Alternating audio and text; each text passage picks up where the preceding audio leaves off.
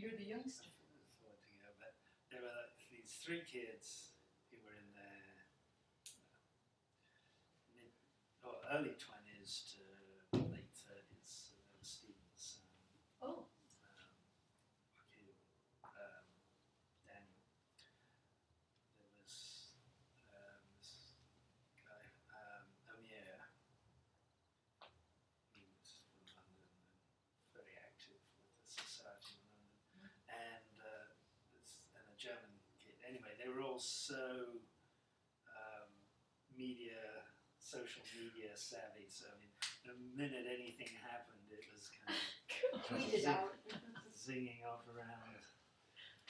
There's a joke in the music industry that if you don't want to go see a concert, it's okay because you can watch it on YouTube tomorrow. And it's true, because people have their phones. Instantly. I watch a lot of stuff on YouTube of concerts where they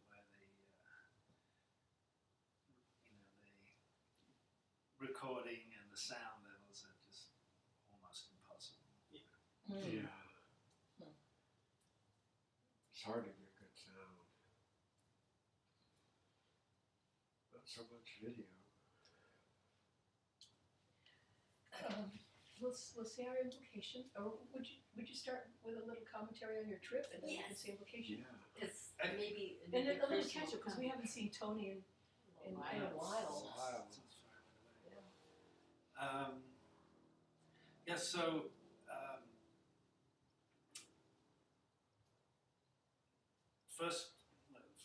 first half of October, Stephen Herdenstein, who heads up Publishing, and one of the translators of what we're going to be reading tonight. So he's been organising these trips to Andalusia, which is in the footsteps of Ibn Arabi. Because Ibn Arabi, in the first half of his life, he was born in Murcia, in south of Spain, and travelled all over southern Spain, meeting saints and extraordinary people and writing about them. So we know quite a lot about some of these people that he met and the places where he met them, and it's, in a lot of cases, what the meanings or what the teachings were that they gave to him, and some of the exchanges they had. So I think this was like the fourth trip he's done over about a 7-year period or something like that. He doesn't go every single year. And so we started out in Murcia with a weekend symposium where we had speakers from England, from Spain, from Egypt,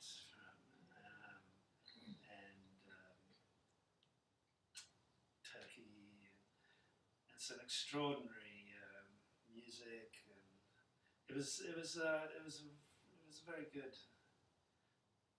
It was a really nice way to start the trip, and Murcia is. Have you been there? It's nice. It's got some very nice things there. It's not the most beautiful of the cities that we visited, but it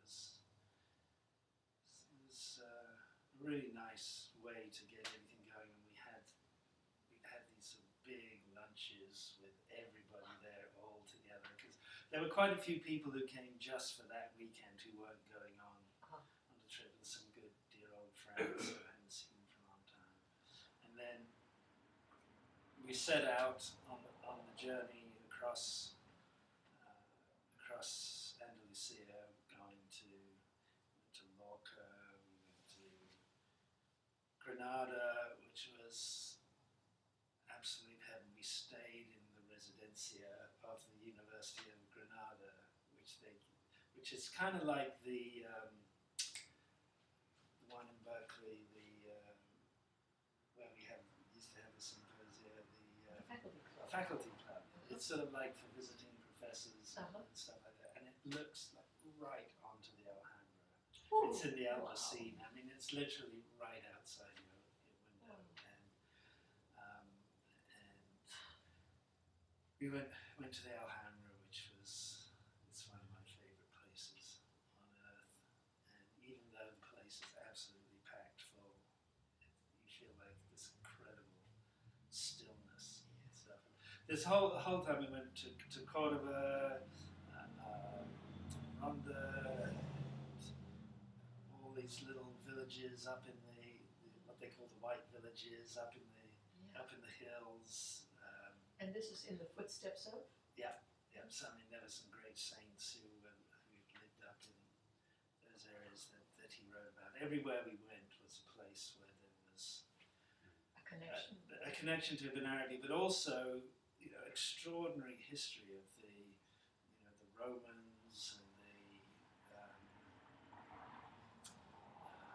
sort of pre-Islamic Christians, and then the Islamic period, and then the post-Islamic period. I mean, and even to literally, when we were in Seville, there's this place that we went to that used to be a mosque that literally had a church, had a Roman thing.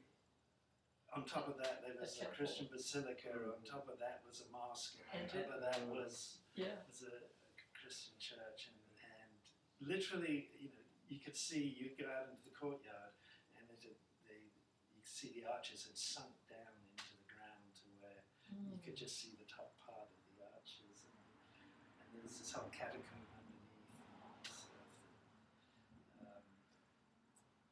which was part of the old mosque. It was everywhere. So everywhere we went around on the bus, and there would be stories from the Sufis of Andalusia would be read out, poems would be read out, music would be played, and just we'd have time to just sort of sit and chatter or sleep and stuff. It was.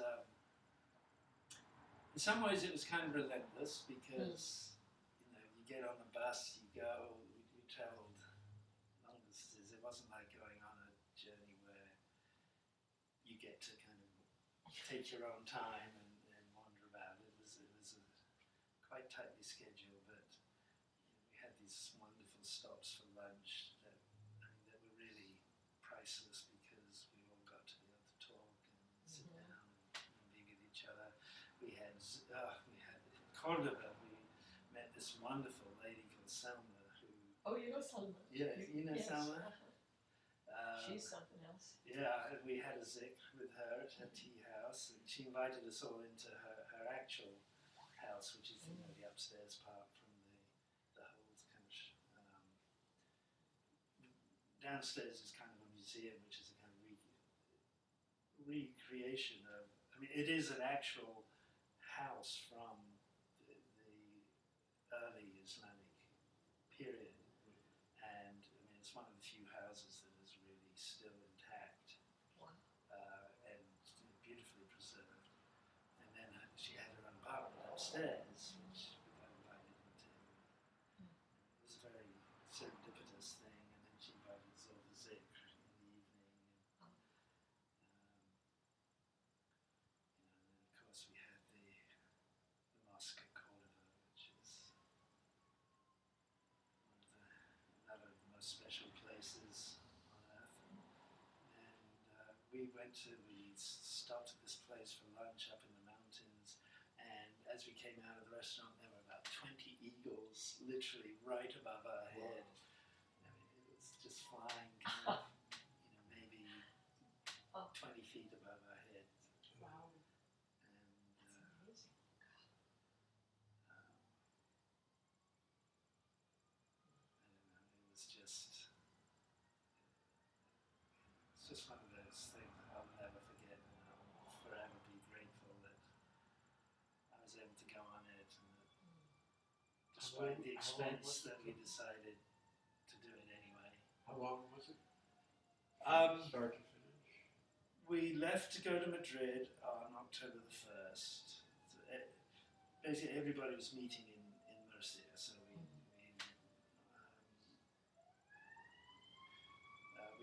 with some of our friends in Madrid, took the train down to Murcia the next day, and we came back on the 16th. So it was just a little bit over 2 weeks.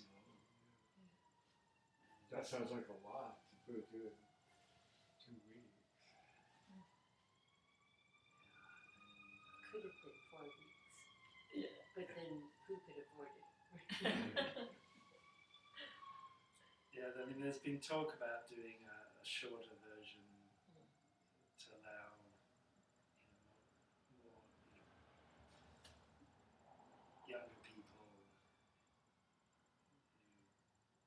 can't afford a big thing to come. But it was just a wonderful group of people.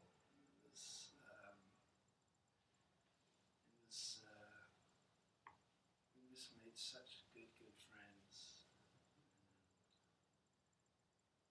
People were there for a lot of different reasons. There were people who'd been studying Ibn Arabi for as long as I had. And there were people who from the abode in New York.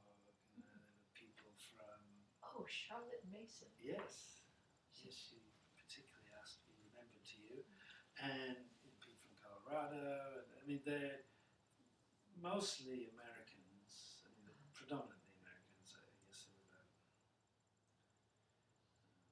2/3 American.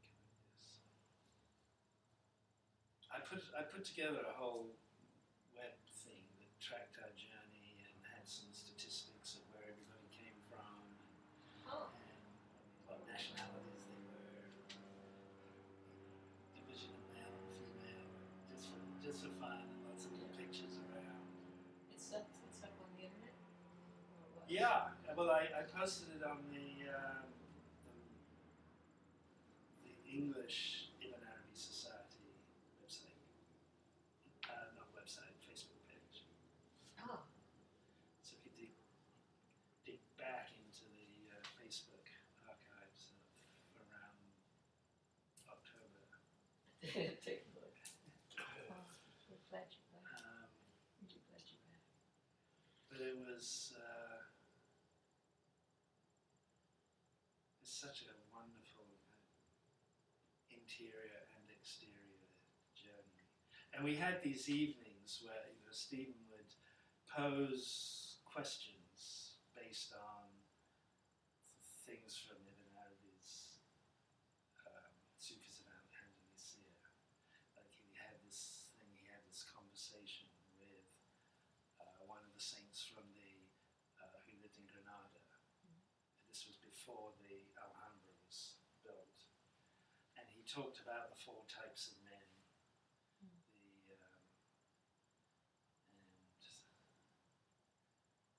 The men of the exterior, the men of the interior, the men of the battlements, and the men of, I forget exactly how it's read, but the ones who have gone beyond.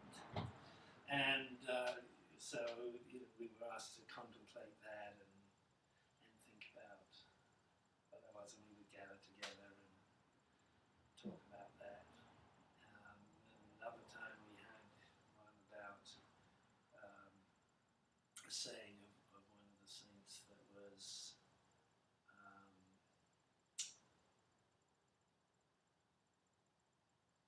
slipped out of my mind now. I'll find it later, but it was another thing. It was somewhat in my tongue. It was a wonderful thing to contemplate. I'll find it later.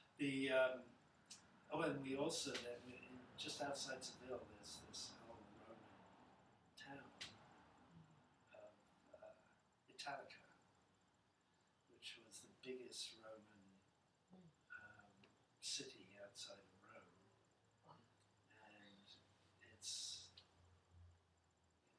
all ruins there. But it's a place that Ibn Arabi talked about. There's a kind of little Colosseum arena thing where he would go. He went at a certain point for about 4 months or so, and just to be amongst the dead, and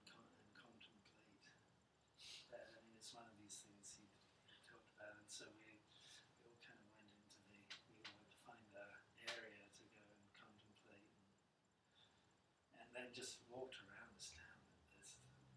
It's extraordinary. And some of the mosaics are still very carefully preserved. It's absolutely fascinating, the whole thing. Yeah, I can feel it around you. Wow, what a beautiful trip. Then there's all those things that you'll never have words to describe or speak about, you know, moments in the breath. Moments in the breath. I went to Murcia years ago with the intention simply of paying my respects to the Sheikh al-Akbar. I didn't know anybody. I knew he wasn't buried there. You know, what am I going to do in Murcia? I just went. And it was because of Arabi impacting my life so much. I just had to go say thank you to the ground, you know, to the earth, to the place. Yeah. And I've had the desire, the longing to go to Damascus, and God willing, Damascus will still be there for us. Do you know have you heard anything about his tomb? Is it okay, or have you had any reports?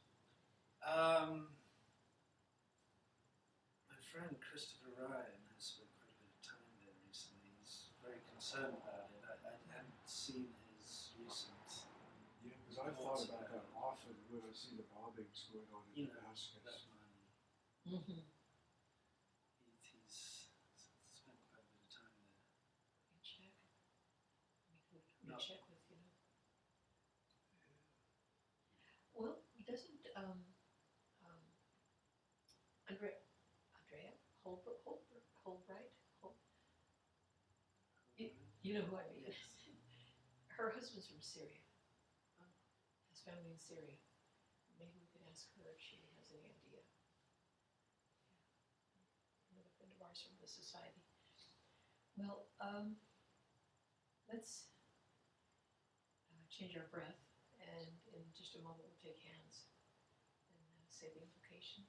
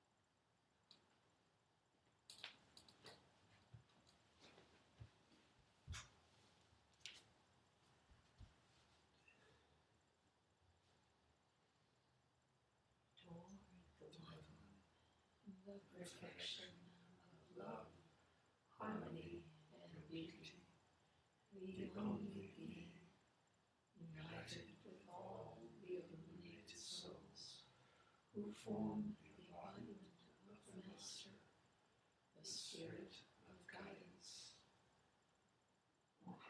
toward the One, the perfection of love, harmony, and beauty, the only being, united with all the illuminated souls, who form the embodiment of the Master, the Spirit of guidance. Toward the One, the perfection of love, harmony, and beauty, the only being, united with all the illuminated souls, who form the embodiment of the Master, the Spirit of guidance. Amen.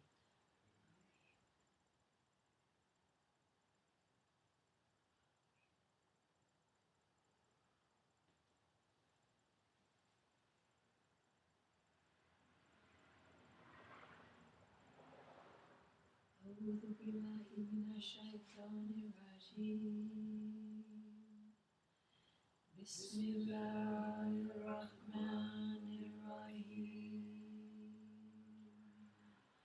الحمد لله رب العالمين الرحمن الرحيم مالك يوم الدين إياك نعبد وإياك نستعين اهدنا الصراط المستقيم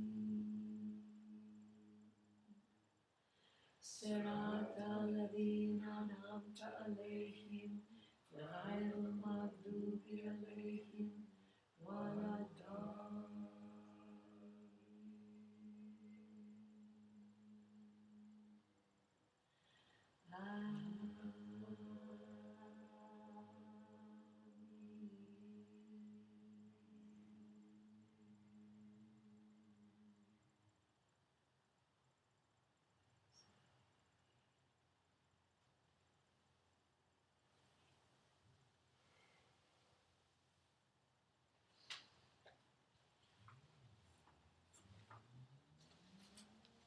I'll be listening tonight. If you have a copy, it's just my eyes are getting pretty fuzzy. Thank you. I have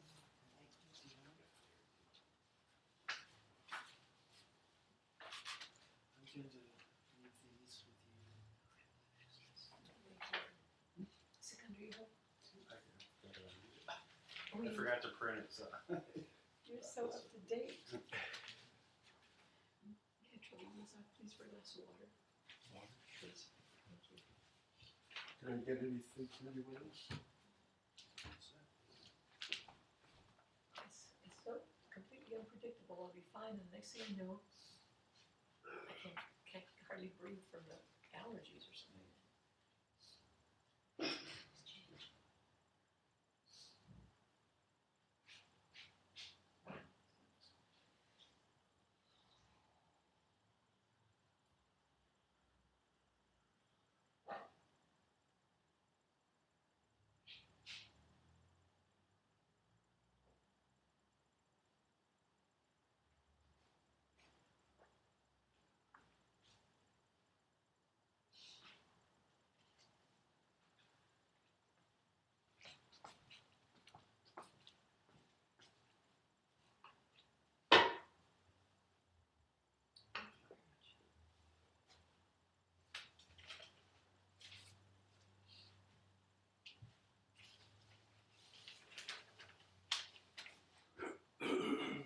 So this is it.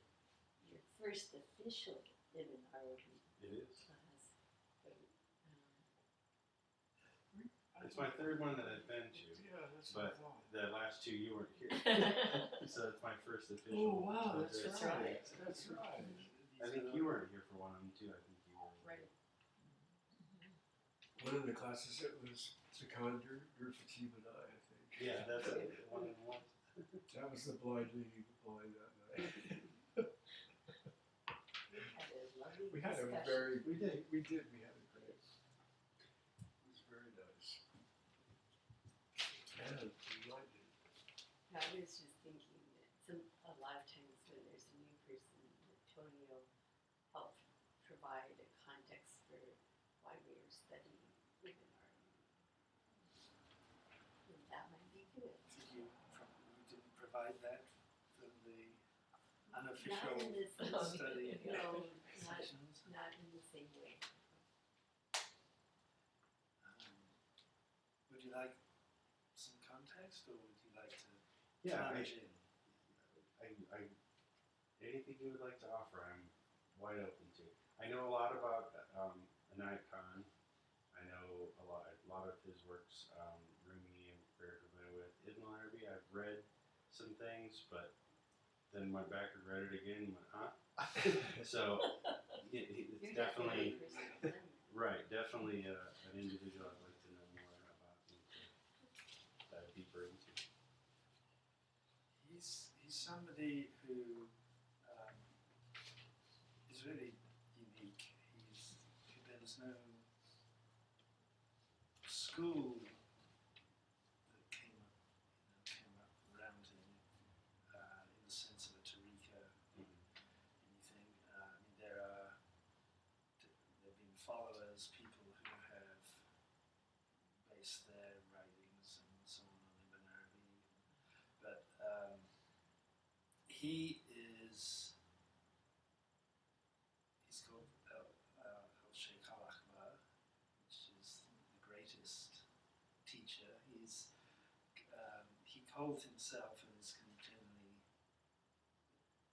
considered to be the heir of Muhammad in the sense that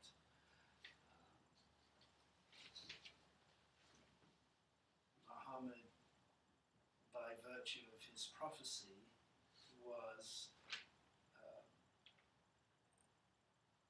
had certain external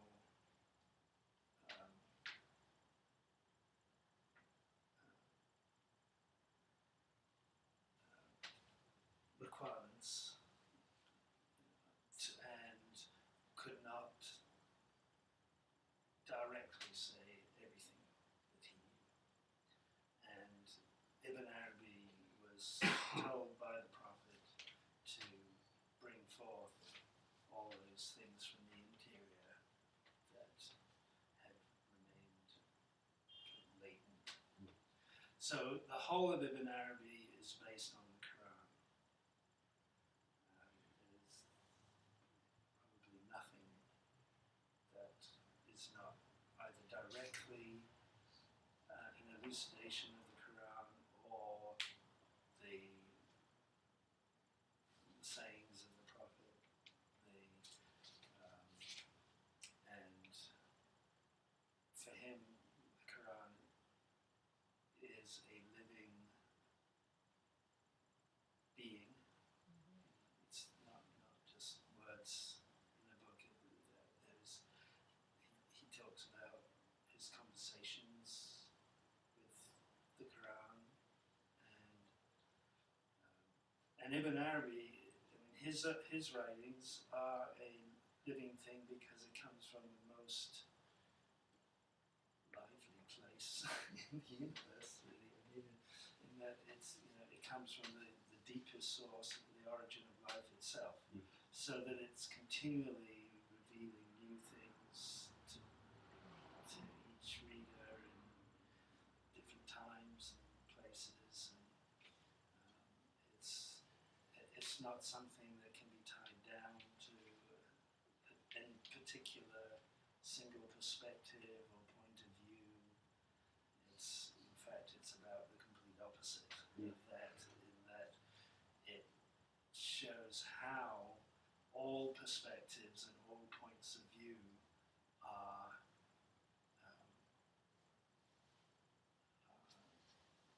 necessary, are continually active, that there's and yet everything coming from a single source that expresses itself in innumerable ways and can be viewed from innumerable perspectives. And probably the heart of all that he writes is the hadith, is from the hadith, I was a hidden treasure and I love to be known, so I created the world that I might be known. This is critically important, what you just said, because there's absolutely no space whatsoever for dogmatism. You know, where do you hold on to it? Because it's continually revelatory. You know, so then anyone who grabs it and says, this is what it means, you know, my interpretation is the interpretation, this is what it means, they lost it. It's gone. They don't have it. And, you know, I have many friends who are Buddhists, Native American, follows Native American traditions, and so on, who hadn't come into contact with Ibn Arabi, say, now I understand what my thing is all about. Because it is the essence of, it's the heart of the matter. And it's, the clothing is Islam, but the truth of it is not confined to any one form or belief.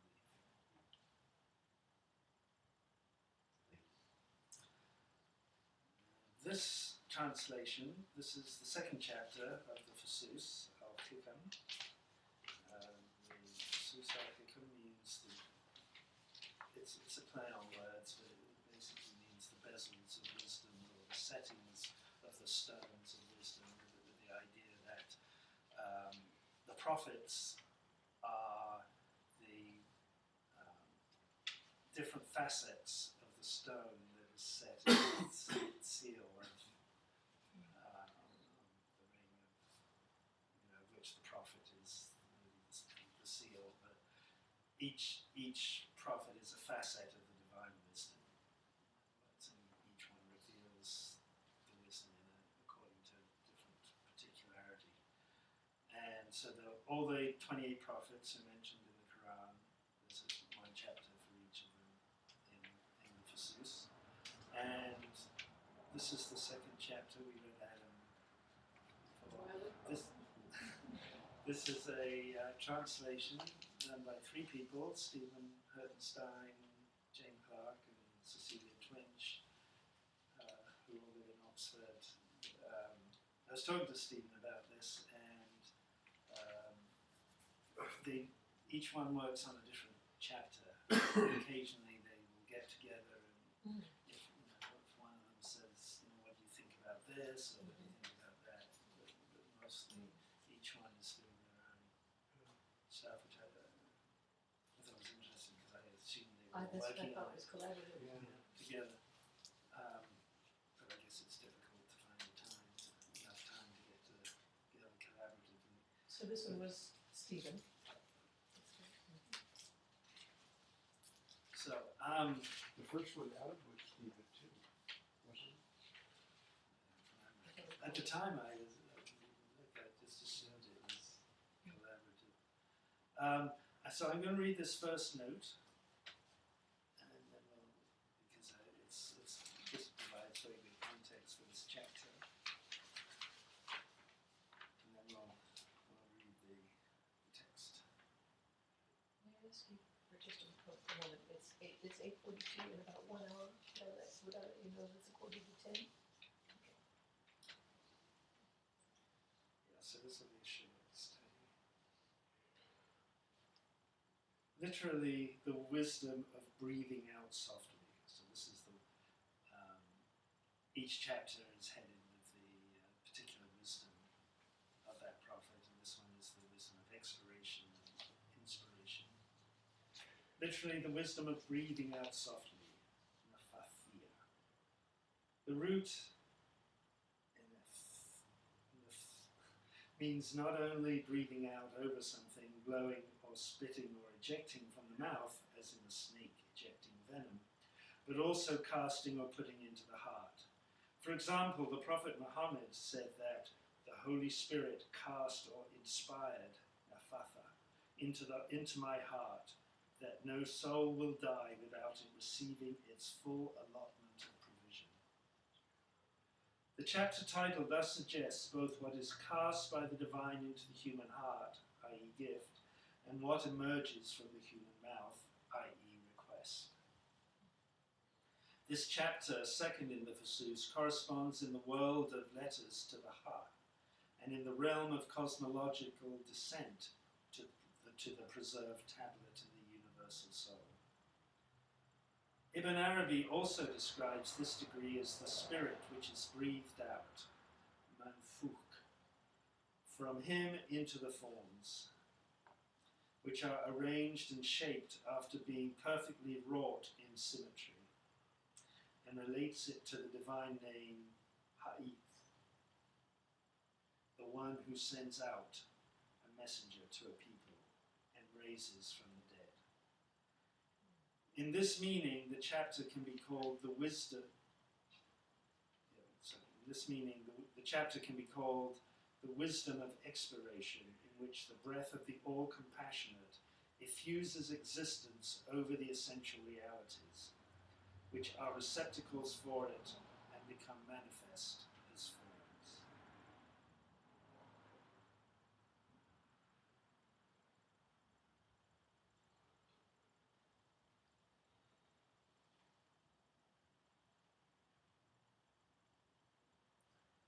Gifts and requests.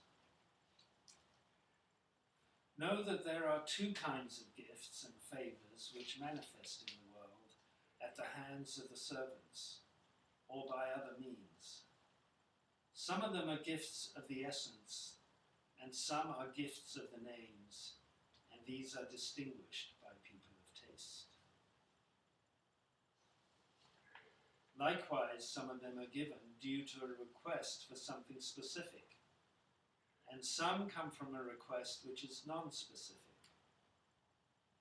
while some are given without any request being made, whether they be gifts of the essence or the names. A specific request is like when someone asks, "O Lord, give me such and such," specifying something without thinking of anything else. And a non-specific request is like when someone asks, "O Lord, give me what you know is good for me," without being specific, for every part of my being, be it subtle or dense.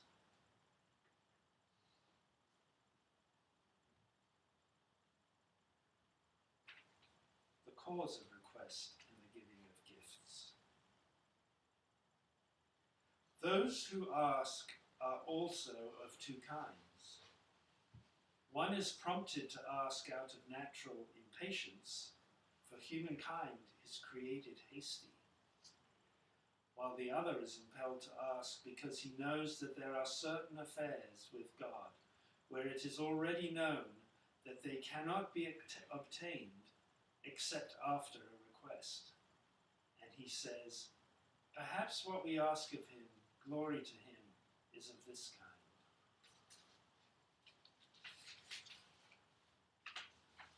So his request is a precautionary measure in case this is a possibility.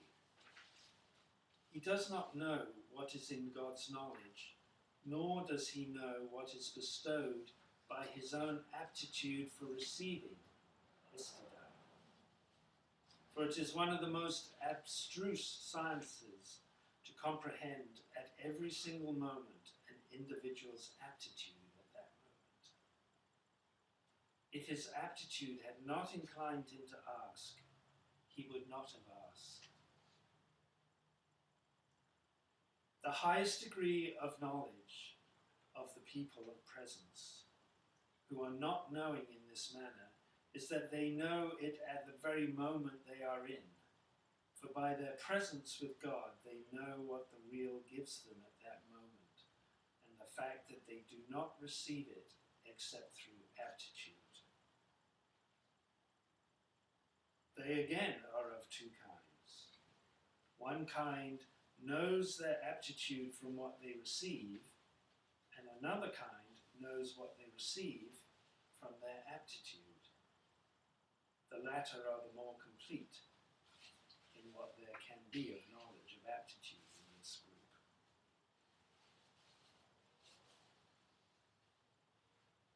Among this kind, there are those who ask neither out of impatience, nor because it is a possibility that they will receive. Rather, they ask in compliance with God's order, "Call on me, and I shall answer you."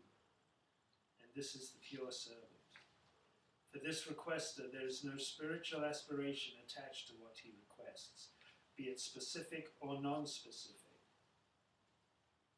Rather, his spiritual will is entirely in compliance and accord with the orders of his master. When his state requires request, he asks for servanthood. And when it requires handing over to God and silence, he falls silent. Thus Job and others were afflicted with trial, but they did not request that God remove what he had afflicted them with. Only at another time did the state require them to ask for the affliction to be lifted, and then God removed it from them. The accelerating or delaying of receiving what is asked for depends upon the measure appointed for it with God. If a request is made at just the right moment for it, the response is swift. But if its time is not yet due, either in this world or until the next, the response is delayed accordingly. That is to say, the receiving of what has been requested, not the immediate response from God, which is, I am here for you. So understand this.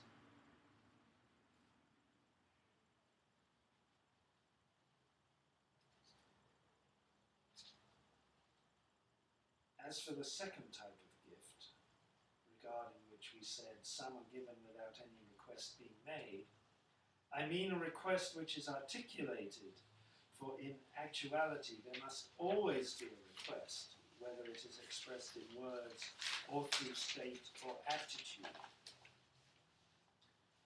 Likewise, unconditional, unconditioned, undefined praise, hamd mutlaq, is not true except in words.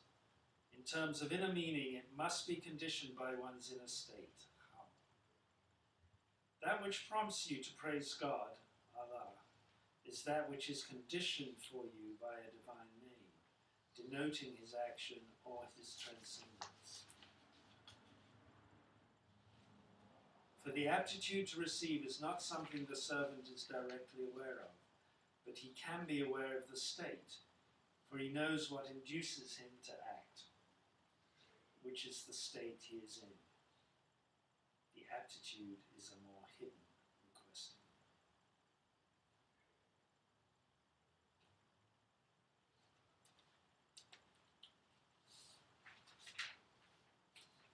Let's pause there and reflect and discuss.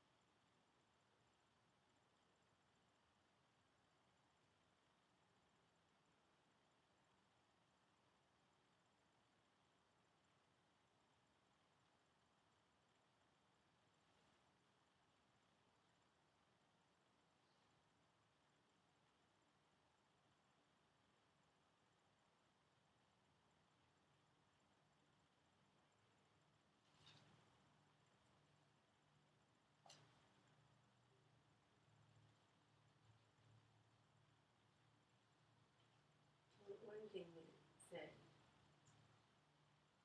to me this is talking about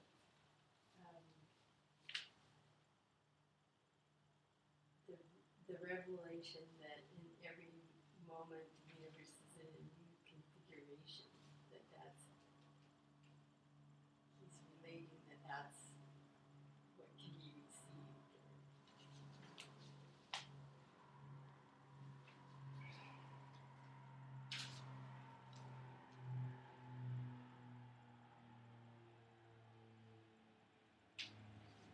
Yeah, I think it's worth considering that because this chapter follows on after Adam, and Adam is about the fusion from the point of view of the one in the creation of the world and the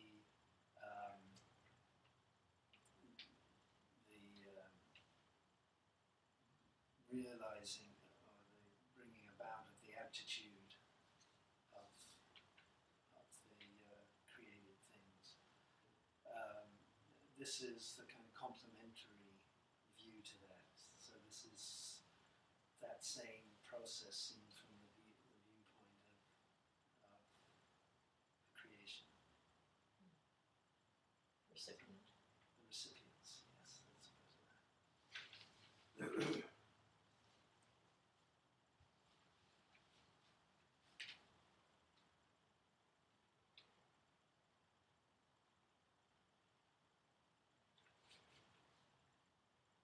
So would you say that under the cause of request and the giving of gifts, where the one is prompted to ask out of this natural impatience, this kind of almost reflexive,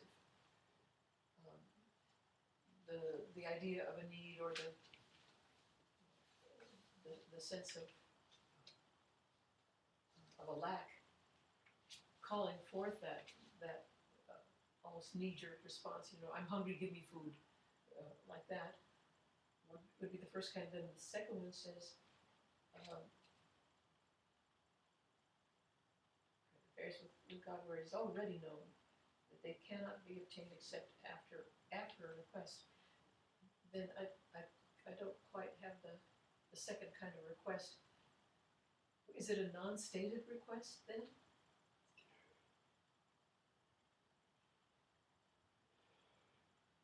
No, I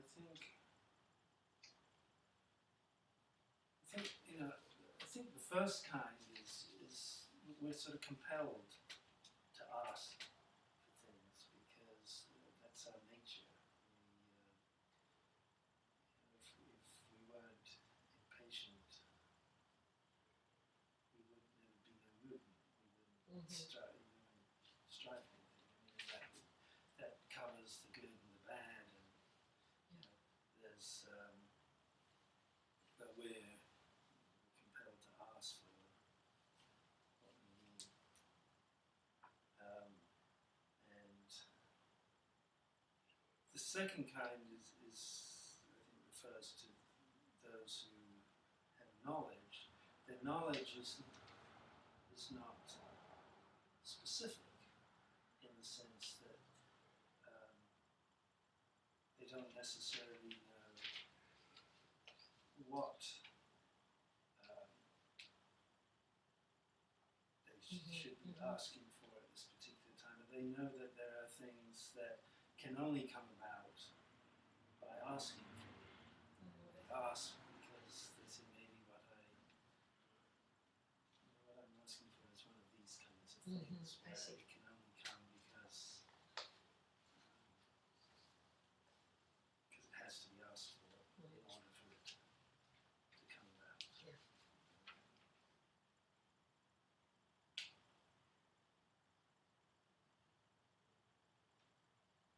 To think of an example.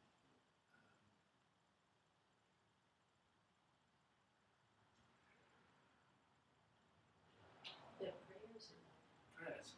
Yes, exactly.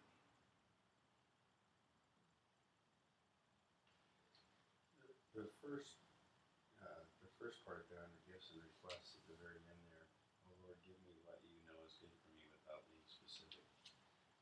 It really, as soon as you read that, it made me think of what you said the other day after the service about the man that prayed for $5,000 over and over again, and then eventually God gives him the $5,000. He says, "Oh, thank you." He says, "Well, that's great, but you asked for $5,000, I would have gave you more." And that, I think that really spoke to me the same message, and really makes me think of the fact that open up to the idea that or the realization really that we don't know how far God's gifts can reach. We have no idea what they might encompass or be, and what we're already receiving that we're just not open to. And so I think Oprah did this thing once. She sort of asked people in the audience, ask for whatever you want, and some woman said, I want tickets to see Beyonce or something. That's what you want. And the next person said, I want to go around the world. I want, you know, Right. and the first one said, I didn't know you could ask for that. Yeah. You know, I said ask for it, whatever you want. I mean, it is, you know, that is just the sense that we keep ourselves very small by limiting the bounty. Mm-hmm. It's like when we say in the prayer, lead me on the path that your wisdom chooses. Mm-hmm. We know that God's wisdom is there, but we know that we want to be led on the correct path, so we ask, but we don't know what the path is, and we don't know what's going to come, and we don't know what it's going to be, but we say, God, please lead us on the path of your own wisdom, or give us your own goodness, things that draw us closer to thee, you know, that kind of thing. Become, you know, let me draw closer. It's for things that we don't know. It's like we're asking for the unknown, but we know that. We know from the implications and from our own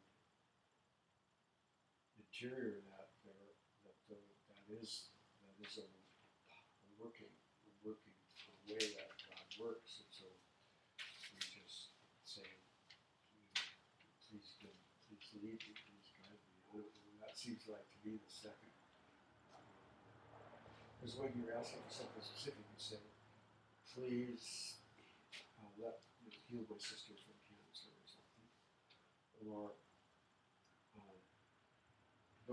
but the other kind is where you're saying, you know, I know that I want to be closer. I know that you want me to be closer, so show me how to do that. That's something different. Is that right? Yeah.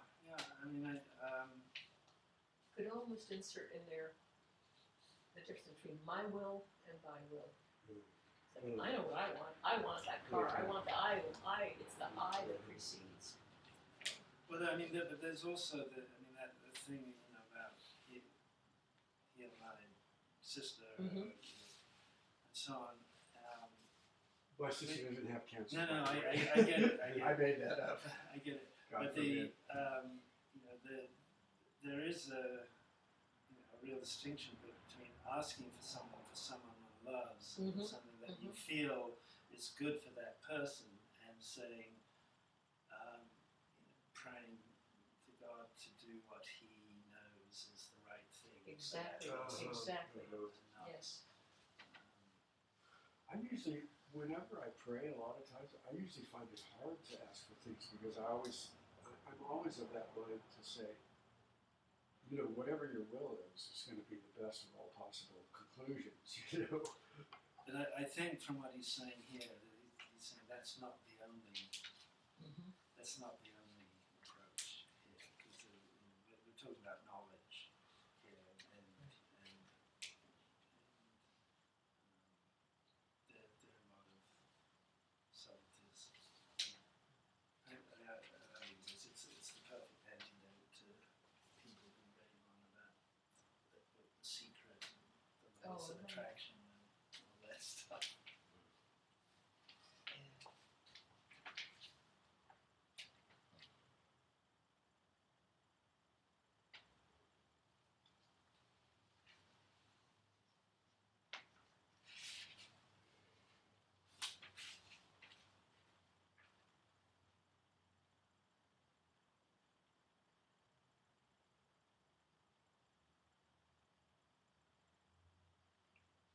So any thoughts about this thing of the aptitude? Aptitude, exactly.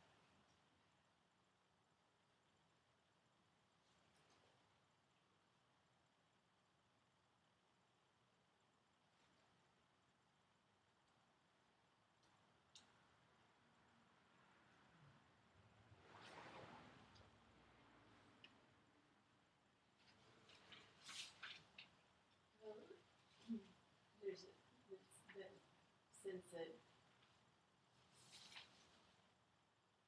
different divine qualities are dominant in different people,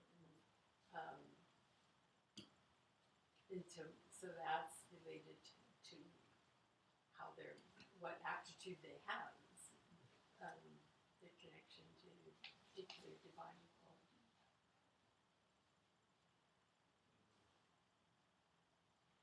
That's that the capacity, like where it says well, some people know what they ask, some people know what they receive because of know their capacity because of what they receive, and some people know what they receive because of their capacity or their aptitude. So I don't know if aptitude and capacity is the same thing. Yeah, it's Kind of like pretty that. close. Yeah. And then, so the person who knows their aptitude, or their capacity, is a person who knows themselves better than those who just know themselves from what they receive. So that's why he says the second group is more the latter, the more complete what there can be of knowledge of aptitude is in this group. Would it be kind of akin to aptitude kind of be synonymous with consciousness in the sense of being consciously aware? Here he talks in the note, and he quotes Sheikh as saying it's the preparedness to receive. And I think, well, consciousness is definitely is a prerequisite. I think it's something a bit more specific because the aptitude of each person is quite distinct. And in Adam, when he talks about the blowing of the breath into Adam, who represents the whole of humanity, it talks about that as being the realization of the aptitude,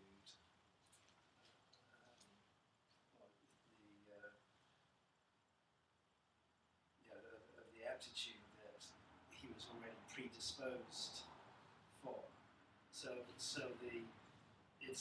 It's not, the point that he was making there is that it's not that God creates a person and gives that person the aptitude.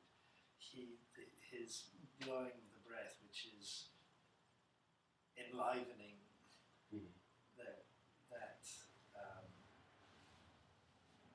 receptacle, if you like, is because of the aptitude that the thing already possessed.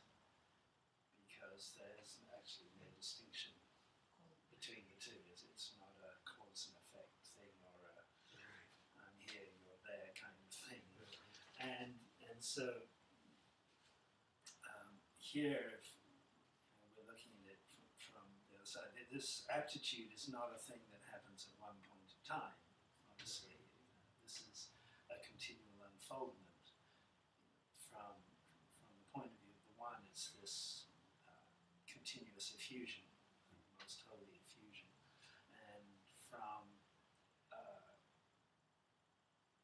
our point of view, or the point of view of the recipients, it's the recognition at each moment of what is being revealed to you, and of how your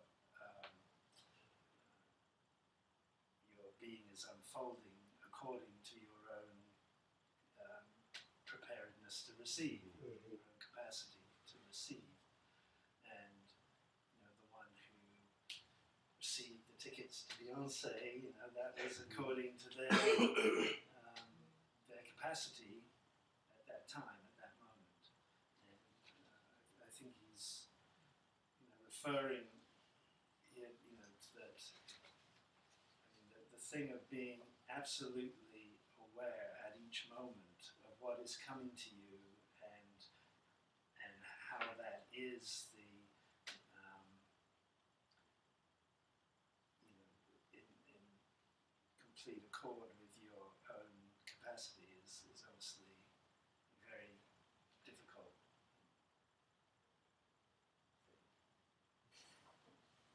question then, where it says it of the moment, right? They know what the will gives them at that moment. At that moment. So, but what I wanted to ask about is when Hazrat Gabriel appears to, peace be upon him, to Mary, God be pleased with her, and she contracts, right? She's scared. She withdraws, and once he says, "Be at ease," be at peace, then he can give the gift, because and it says in that chapter, if he had given her the gift at the wrong moment, we would have had a different Jesus. Peace be upon him. Right. So it wasn't just her aptitude, which she carried, but it also had to do with the condition of that aptitude in the moment. So we may have the capacity or the aptitude for something, but we're in the wrong frame of mind, or somehow would limit the bounty that we could otherwise have received, God willing. And I think for myself, when I'm, to use your word, conscious, when I'm unconscious or less conscious, or really my own mental workings and emotional stuff is the veil that keeps me from seeing more. All I can see is that small world, and so it's being offered, but because of my condition, I might even dismiss it, even though I have the capacity. But in that moment, so it had to go to someone else. If that gift had to be given right now, and you have the capacity, but you're ready, right? And you're then it'll go to where the container can hold it. Something like that. Yeah, I think the capacity is so tied to what actually happens. Right. I mean, we all have the capacity in potential to be the perfect being. But what is actually realized is what we've asked for. And what we ask for is due to what we know of reality, true reality.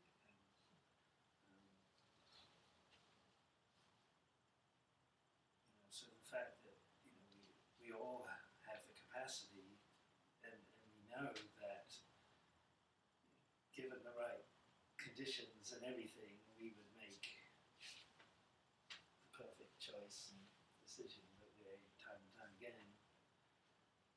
Does capacity evolve?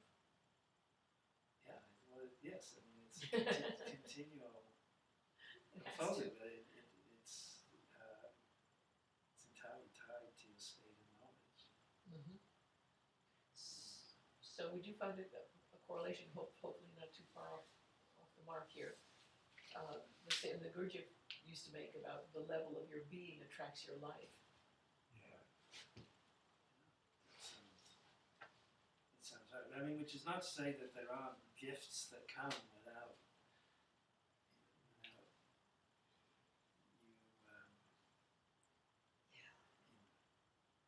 regardless of your state of knowledge.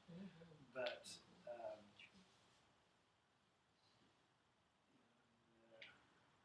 things that come to nudge you towards knowledge, which you can choose to accept or not. But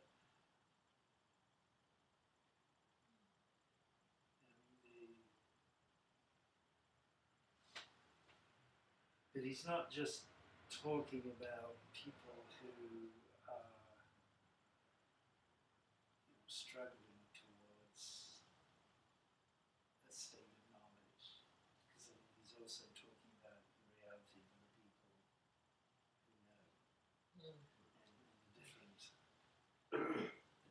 sort of subtle distinctions to do with asking people who are already have a knowledge of themselves and of God, because there are levels and levels and subtlety within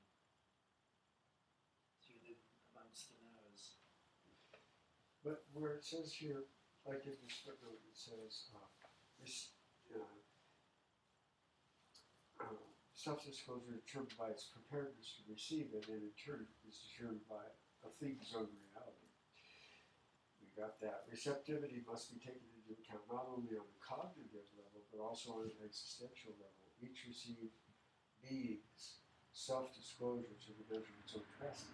Well, receptivity on account not only the cognitive level, but also on an existential level. That means it's not only a cognitive thing, but it's also has to do with the entire reality of a person: time, place, experience, reality. I mean, every given second. I mean, it's almost like sometimes you're lined up, and sometimes it's lined up to where the light can flow through, and sometimes it's not lined up right, and the light won't flow through. So it's just each individual reality is what determines how much we receive, and that is determined by our receptivity and also by our existential, which means right time, right place, right time, right action, right thought, right. It's like that thing Hazrat Inayatiyya Khan says that we've been studying about life is music, and everything.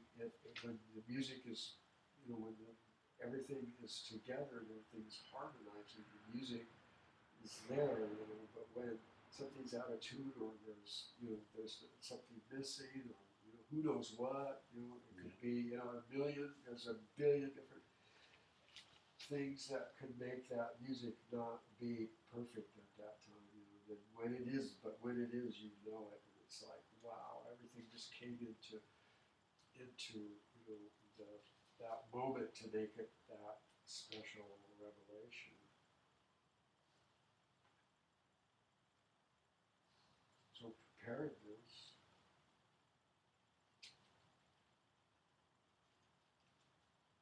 So does our request determine, does our preparedness determine our request? So like, to as much as we're prepared for is what our request. No, that's not it. I'm trying to take it on.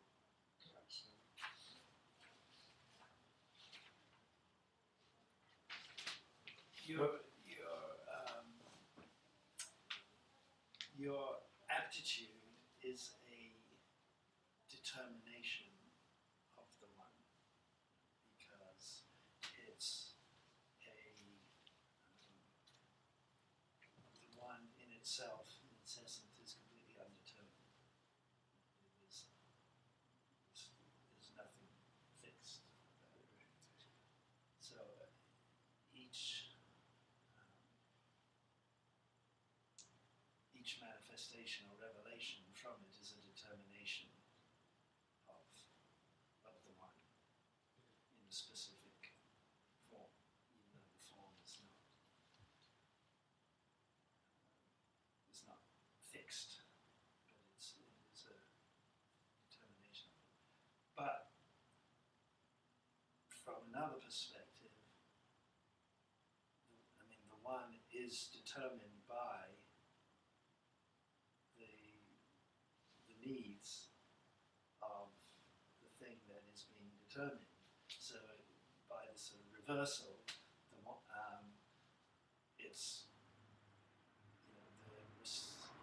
the recipient is determining upon the giver, and in the same way they talk about knowledge is determined by the known, as being one of the big keys to understanding who we are. And so in that sense, you're right that your request determines upon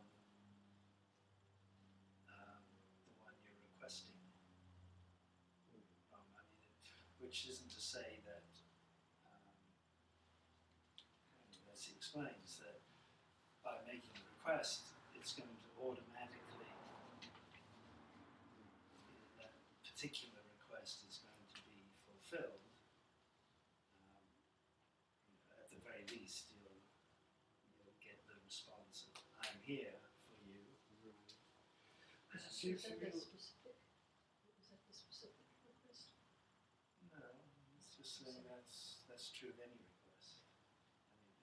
I mean, just in terms of in relation to when the request is fulfilled. I mean, if it's in the nature of things to be fulfilled, it will be fulfilled either immediately or at some other time. If it's not in the nature of things to be fulfilled, it's never be. That's a good point. But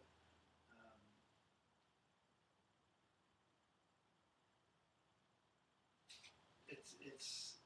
I mean, I think the thing he's sort of getting towards is that it's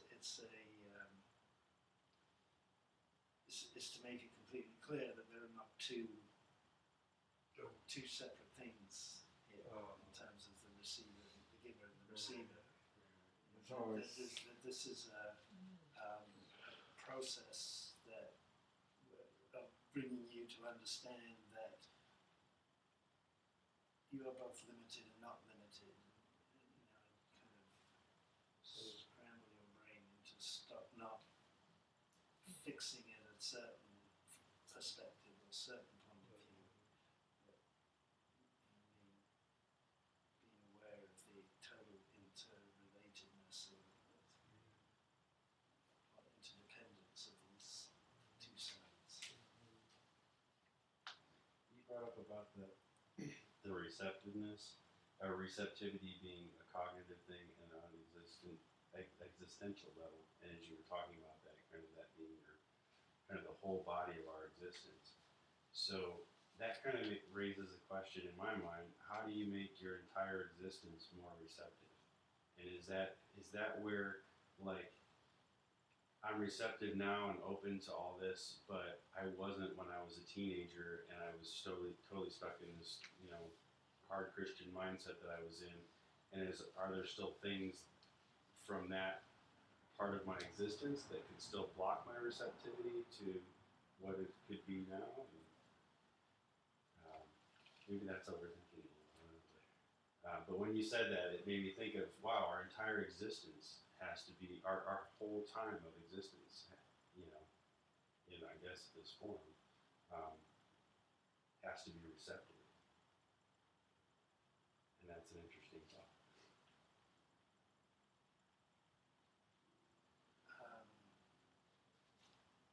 It's kind of interesting in relation to what you were saying about Mary, because all of these things are about our inner reality. So, in order to realize the Christ in you, or the perfect being in you, you must first come to the state that Mary. You must first become Mary and become that receptive person to receive this effusion. And our path to that is through increasing our knowledge of who we are, what our reality is, and so on, and through that growing in love of what it is that we wish to know. And so all of, without getting into a kind of psychological thing of it, all of those steps along the way, the ones where we were completely blinkered and the ones where we think we're less blinkered, are all part of that journey, and we just move forward as best we know how, and we gather in groups with other people trying to do the same thing, who can so we can help each other a little bit. And then, but I think these, along with that, is this continual praying to be increased in knowledge, as the Prophet prayed for, to be led on the straight way, and and all of these things to kind of increase your relation, to forge a closer relationship with that which you're seeking for, and we do all of that, and then the gifts that come have absolutely nothing to do with that whatsoever. I mean, it's never a cause and effect thing, and one of the things he's saying here is you pray for something, or you ask for something, and it may come now, or it may come a little bit later, and it may have the appearance of a cause and effect type of thing, but that's not it, because the whole thing is about what is in the nature of the moment to be revealed. It's like and sorry, and it's your the person who has the capacity at that moment to receive the thing is the one who will receive it, and it's not necessarily to do with merit or anything. I mean, you take somebody like Bob Dylan at that time in the 60s, when he was just the person to receive this particular thing that had this impact for so many people, or you talk about Martin Luther King, or people who at the right moment are in the right state of preparedness to receive what needs to come through. It's neither of those people could predict or know why it was that this came about, and these things may not be known for decades, centuries, because these are all, we're just very small people in a very big thing, in terms of the exterior.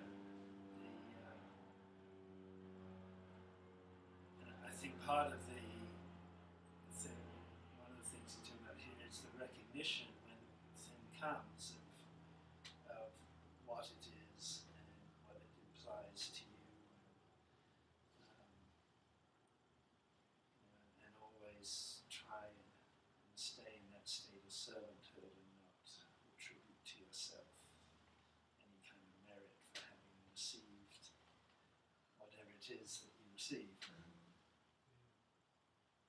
And sometimes, like within an army too, in a reading, it also helps because experiences that we have that are in other words, it kind of explains certain experiences, states, so to speak. It gives it talks about it, so then you go like, oh, I think I know what that is. I think I remember how that went, or something. And so it has not only has that part of it, but it also has the part of explaining things that you already experienced that you don't understand. For me, I don't understand some of the things I experienced, but then when I read Ibn Arabi talking about it, somehow it casts a light on it, and I say it makes it. It just explains it, whereas I wouldn't be able to put it in words, and yet when I read it in Ibn Arabi, I recognize it. So it's like that too. So it's not only just to be something that's for people to know that it's something that can be attained, but it's also for explaining things that happen to us that we don't understand. I think for me, that happens. And that was just I don't know why I was saying why that came up except for the fact that it's kind of like the other side of it or something. It's a different reciprocal perspective.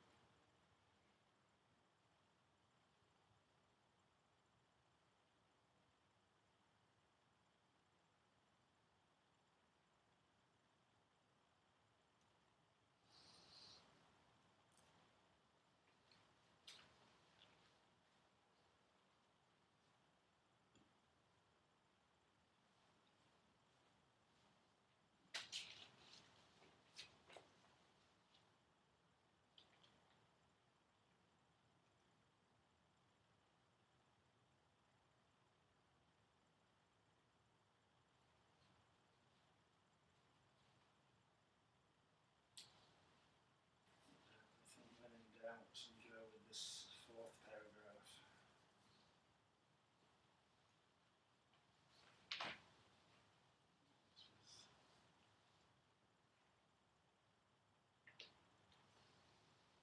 Among the kind?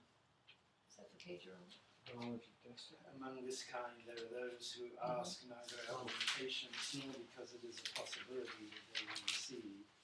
Rather, they ask in compliance with God's order, call on me and I shall answer you. And this is the pure servant. This request that there is no spiritual aspiration attached to what he requests, be it specific or non-specific. Rather, his spiritual will is entirely in compliance and at accord with the orders of his master. When his state requires request, he asks for servanthood, and when it requires handing over to God in silence, he falls silent, etc.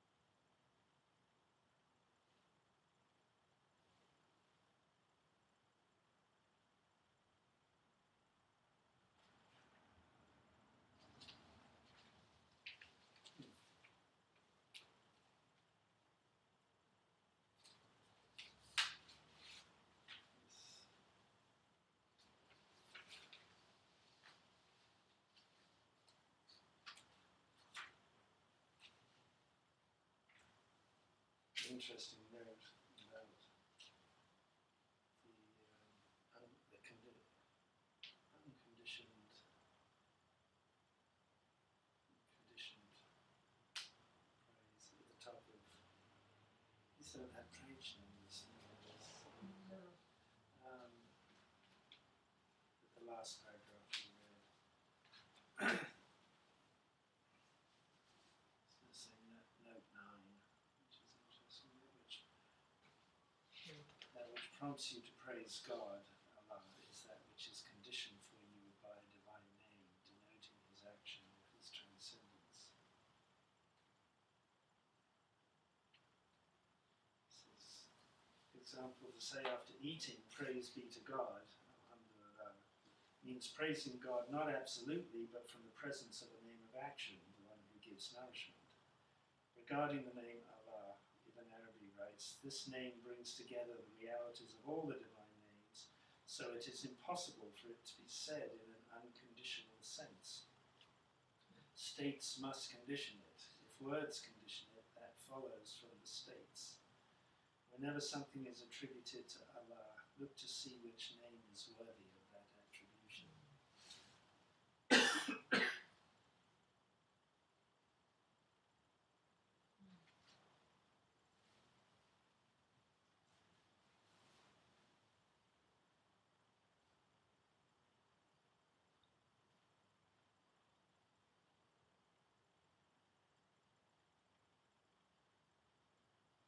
and that again is very much aligned with the aptitude, because the aptitude, which is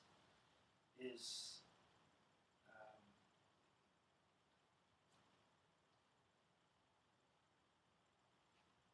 is at any given moment is tied to a particular divine name.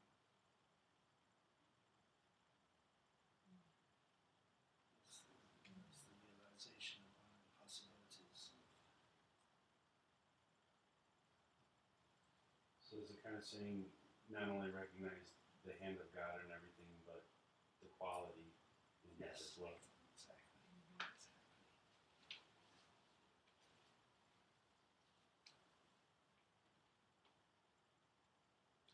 With the saying, wheresoever you turn, there is a face of God, could tie into what you just said, then both things are true, right? So wherever you turn is the face of God, and then where you're looking, there's a specific face.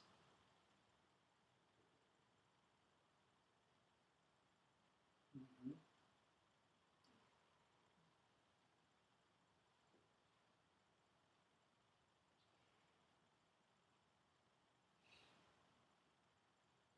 Yeah, there's always those two things going on.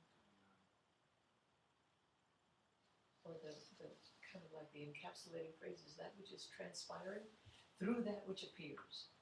Two things wedded. One is apparent and one is hidden, but the one who knows the hidden.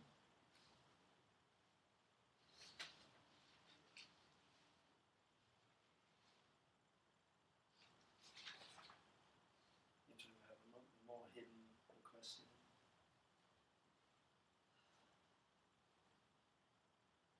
No, I think I was referring to what I'll define for the moment as a state of the Gnostic, of the Arif, that they are not deceived, if that's the correct word, but by the apparent or by the form. They perceive the form, they acknowledge the form, and if it's a specific face, for instance, it's that face, and at the same time does not lose sight of the allness because of the specificity of the self-revelation in that instant.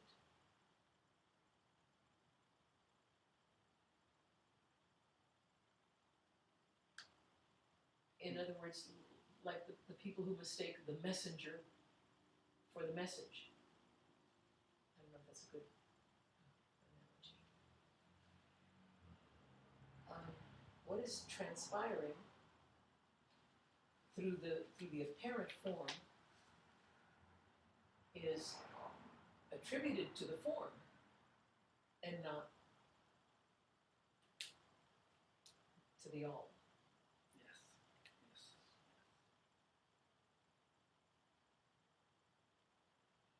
So that any of us who stop at any messenger, at any servant of God, we've limited the self-disclosure of God.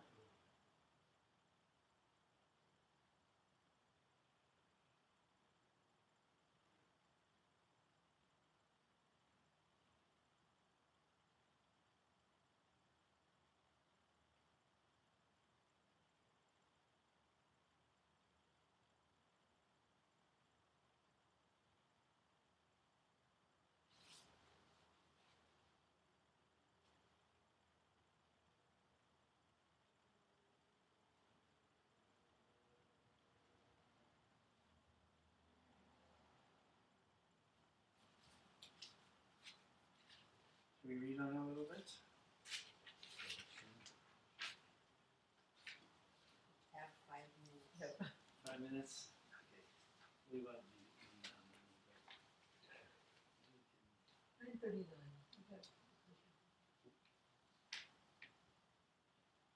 What time do you think you're stopping?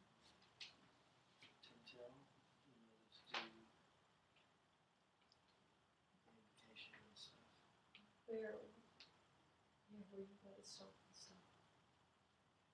But we'll read this, and we may not have much time to discuss it. We can discuss it next time. Knowledge of destiny. What prevents such people from asking is only that they know that God has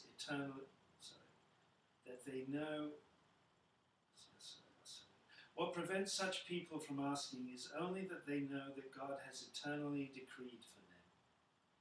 Thus they have made ready their place to receive whatever He wishes, and they have stayed away from their own selves and their personal inclinations. Amongst these there is one who knows that God's knowledge of him in all his states is how he was in the state of establishment of his essential reality, prior to his physical existence. He knows that God gives him nothing except that knowledge of him which his own essence bestows, and that is how he was in the state of his establishment, until he knows from where God's knowledge of him comes. There is no category of the people of God that is more elevated and knowing through unveiling than this, for these people comprehend the mystery of destiny. Sir al-Akbar. They are of two kinds: those who know this mystery in a general way, and those who know it in detail. And the one who knows it in detail is more elevated and complete than the one who only knows generally. For he knows what is in God's knowledge concerning him, either by God himself informing him what knowledge of him is bestowed by his essence, or by there being revealed to him his own established essential reality, al-Ain al-Thabita, and the endless succession of states that flow over it. And this is higher, for in his knowledge of himself, he is in the same place as God's knowledge of him, since the taking of knowledge is from a single source. However, from the side of the servant, it is a special providential favor from God which is predestined to him, arising from the sum of the states of his essence, which the possessor of the unveiling recognizes when God discloses it to him, whatever the states of his essence may be. For it is not within the power of a creature, when God discloses the states of his established essence, according to which the form of existence occurs, that in this state he should have revealed to him the disclosing of the real to these established essences in the state of their non-existence, for they are essential relations without form. According to this, we may say that it is a divine providential blessing, Inayatiyya, which is destined to the servant through that parity in the imparting of knowledge.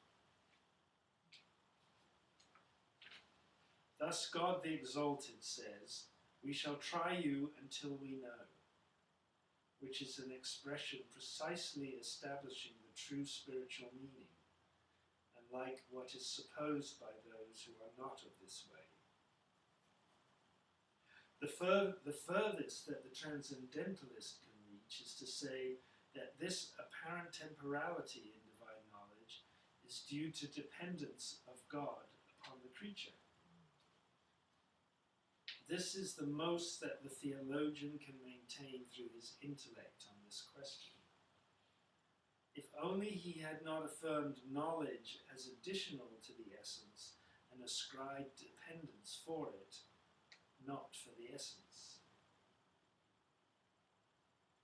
By that he distinguishes himself from the true verifier among the people of God, one who possesses real insight and experience.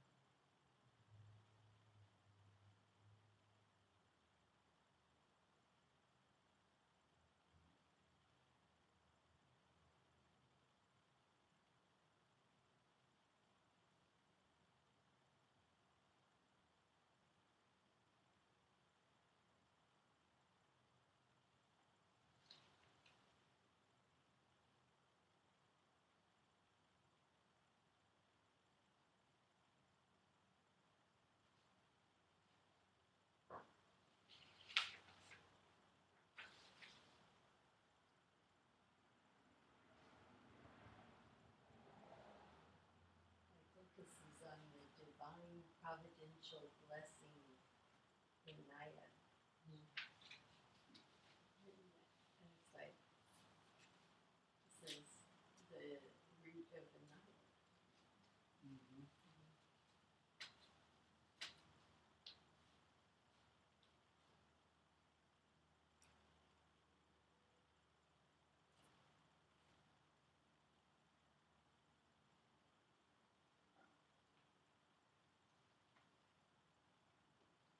Which I like better than the translation I've heard before of kindness.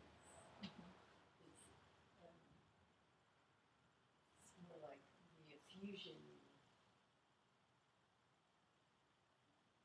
flowing through. Green. Green.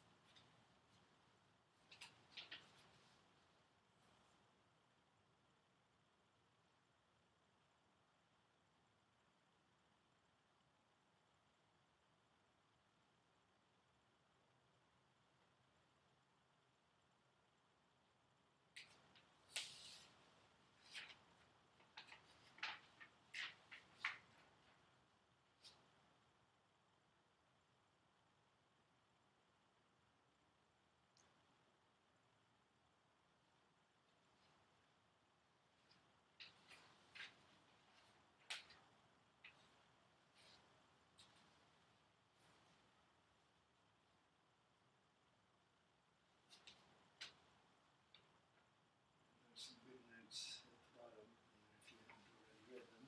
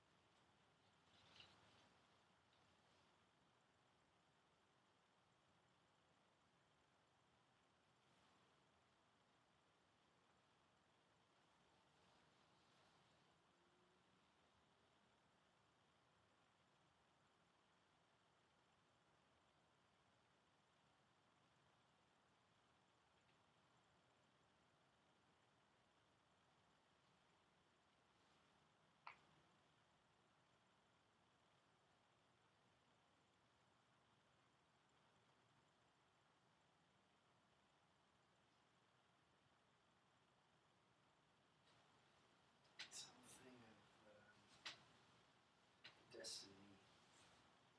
Such a hard thing to wrap your mind around because it's so hard for us to step outside of time. Exactly. And, because you think, well, is this thing fixed? Predetermined. Cast. You can't, you just can't unravel it from within time. sometimes from just for myself, to try and grasp something, I change the gender, like in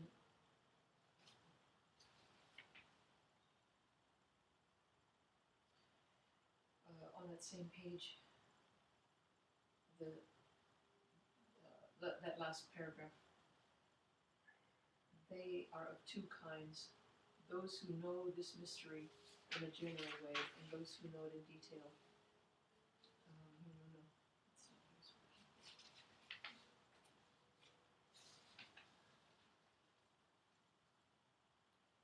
It has to do with the ones who know.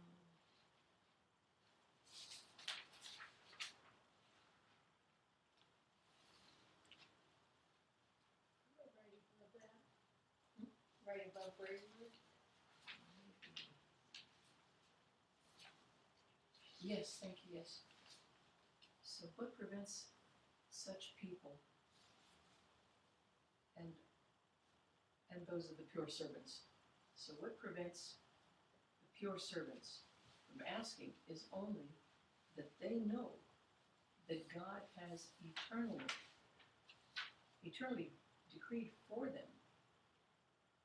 Thus they have made ready their place to receive whatever Allah wishes, and they have stayed away from their own selves and their personal inclinations. So, an hour ago when I said such and such a person might say, I want a car, that specific, and they would be asking from that very personal place. But we're talking about those who are the perfect servants. So they don't ask like that. So amongst these, there is one who knows that God's knowledge of her in all her states is how she was in the state of establishment of her essential reality.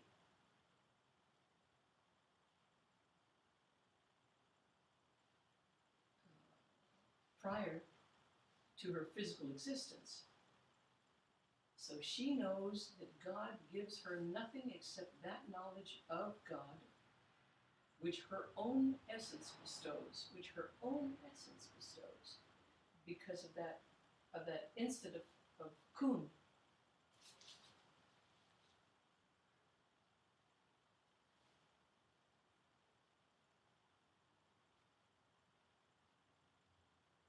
And that is how she was, and that is how she was in the state of her establishment. And so she knows from where God's knowledge of her comes. There's no category of the people of God that is more elevated and knowing through unveiling than this. For these people comprehend the mystery of destiny.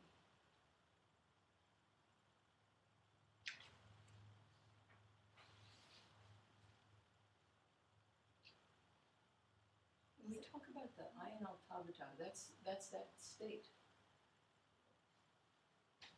Is it not? Yes, I mean, in the sense that we're talking about the eye of the servant, the essence, with all of its possibilities. So, in another chapter, we talked about the predetermination of a thing. So, in that sense,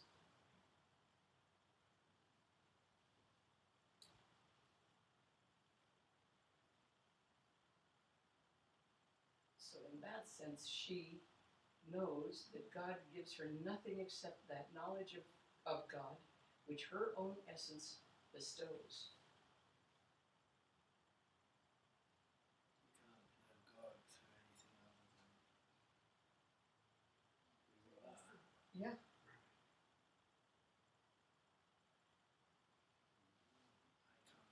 know God the way you know God. Exactly. So it's like having each a particular mode. Yeah.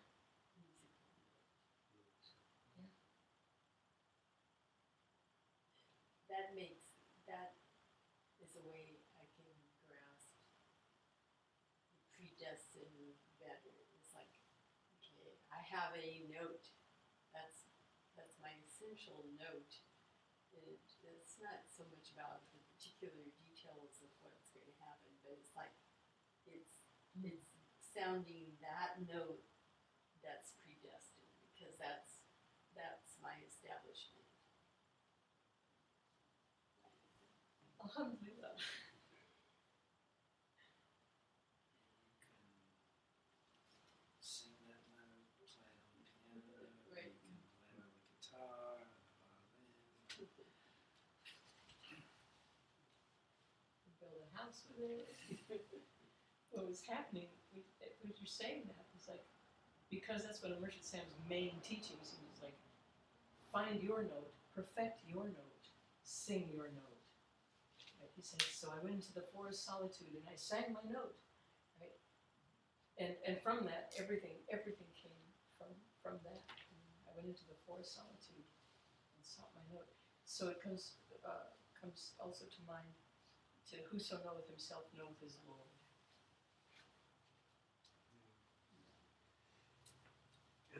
Your personal Lord, like your personal Lord, your personal Lord. You know, it's got nothing to do with anybody else's Lord or what people call Lord. It's like that. One of the wonderful things about the Alhambra, of course, is all the tile work and everything, and you've got these vast walls of these tiles and so on. And when you look at it, that you see these extraordinary sort of star shapes and so on, these beautiful patterns. And you trace the individual lines that make up these things, they just go up, they're completely random. They just go off, or, there's one thing just kind of goes wandering off like that, and another one's coming through. And where they all come together, makes this absolute glorious Mind-blowing. So, I mean, it's like each individual's path is completely interrelated with all the other paths, and yet it's a unique path. Isn't that also, isn't that related to that thing of Ibn Arabi's where he always,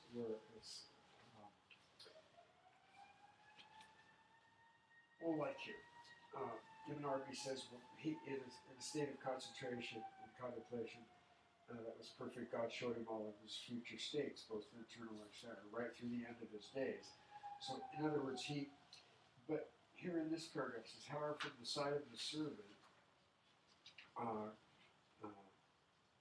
providential favor from God, which is predestined to be arising from the sum of the states of his essence, which is the possessor of this unveiling, recognizes not that, this is a possessor of an unveiling, this is not something that I've experienced. Discloses him whatever the states of this essence may be, for it is not within the power of a creature when God discloses the states of established essence according to which the form of existence occurs. So, whatever the state of your essence is the way that the form of existence will occur, and the states are revealed in a state where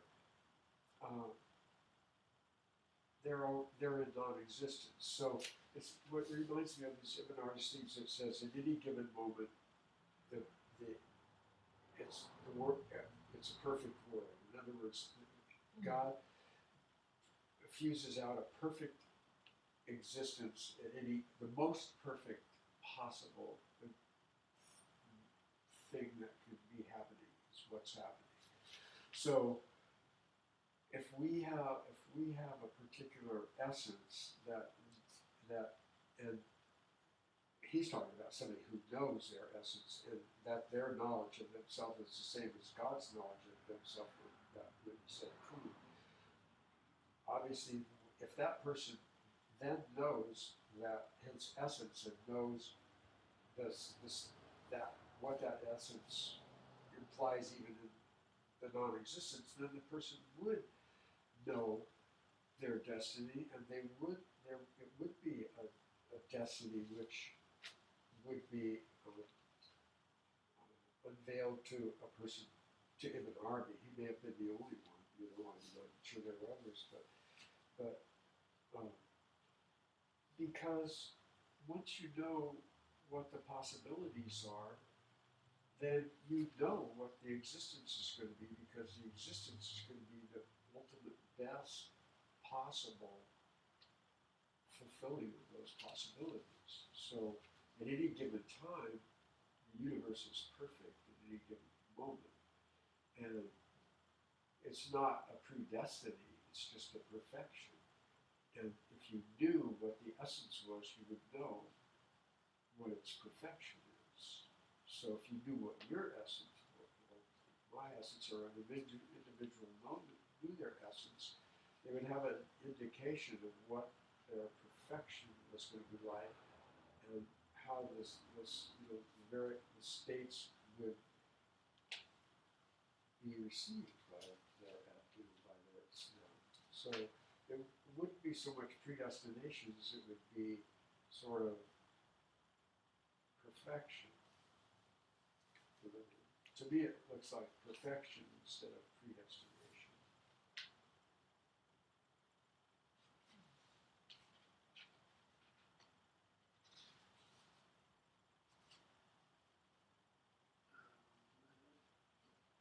They're probably not exclusive, those two things. I'm sorry. They're words. I mean, they're not exclusive. I mean, I think, the perfection is the Right, the perfection completion of both sides of this. But according He's to, talking, sorry, okay, he's talking about this overflowing of states to the servant appears from the servant's side as Right. predestination. The perfection you're talking about is really looking at as a single. right. But if you do your essence, then you would know what your aptitude was, and you would know what the possibilities are. And, that would be predestination, so to speak, because when you're created as a certain. Then you have the thing of the prophet. It's not a fixed thing. Destination is not a fixed thing. No, but our essence is fixed. Each individual's essence is fixed. I think that's what it said, what it implies in. Am I wrong? Is it fixed or is it unique?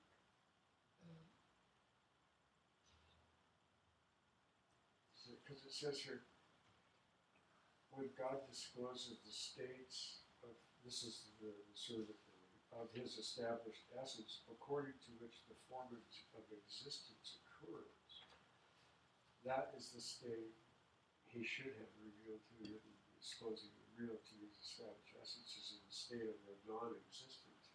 So that is like that thing we used to say, there's all the possibilities, but everything comes into existence.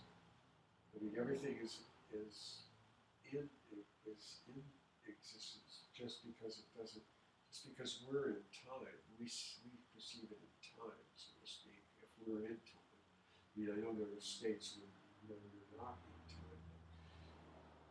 But if we're perceiving whatever we're perceiving, we lost it.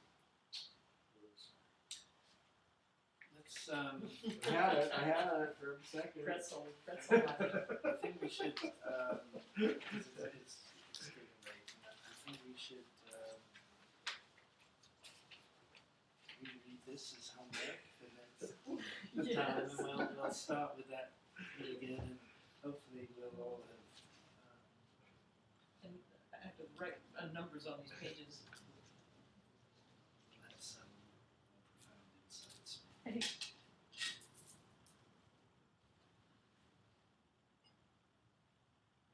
It's difficult. This It remains a mystery. it is. It's not called a mystery. It's not like a whodunit. We're going to find out the answer. Aha. No aha. Oh.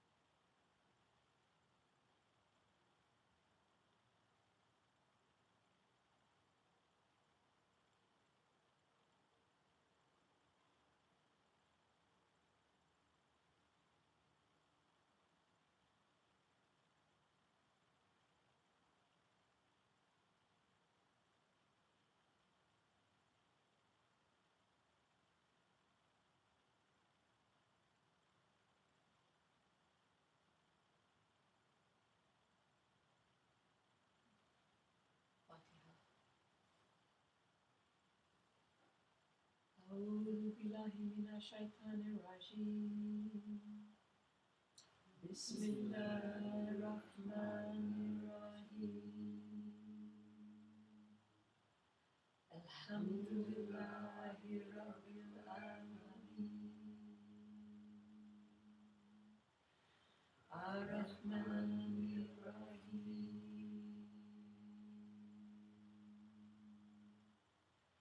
مالك يوم الدين.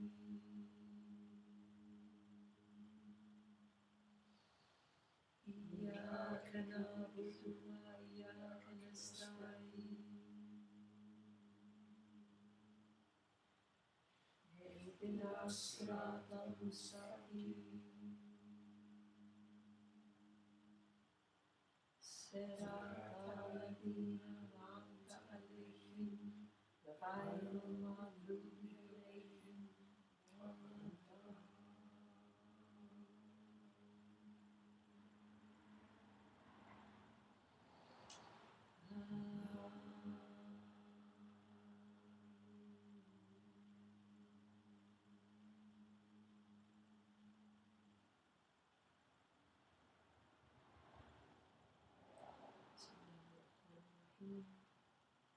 قل هو الله أحد الله الصمد لم يلد ولم يولد ولم يكن له كفوا أحد.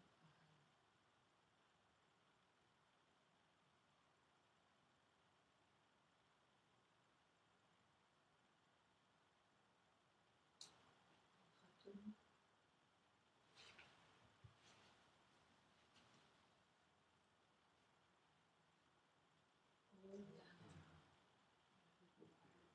Perfection, love, harmony, and beauty. Lord of heaven and earth, open our hearts, which constantly come from within.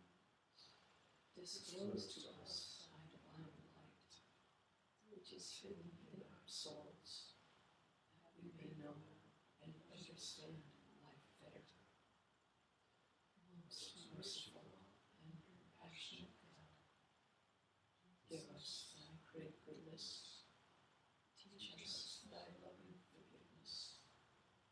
Raise us above the distinctions and differences that divide us. Send us the peace of thy divine Spirit, and unite us all